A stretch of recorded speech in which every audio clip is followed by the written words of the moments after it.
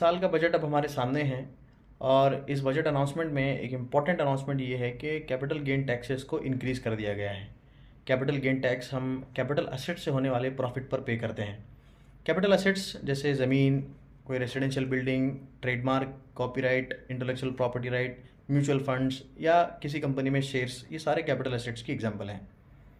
Capital gain tax दो तरह के होते हैं, एक है short term capital gain tax और दूसरा है long term capital gain tax.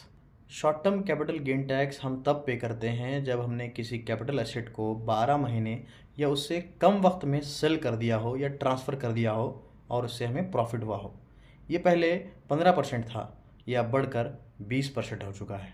Long term capital gain tax हम तब पे करते हैं जब हमने किसी कैपिटल एसेट को 12 महीने या उससे ज़्यादा वक्त के बाद सेल किया हो या ट्रांसफ़र किया हो और उससे हमें प्रॉफिट या गेन हुआ हो। ये पहले 10% था, अब 12.5%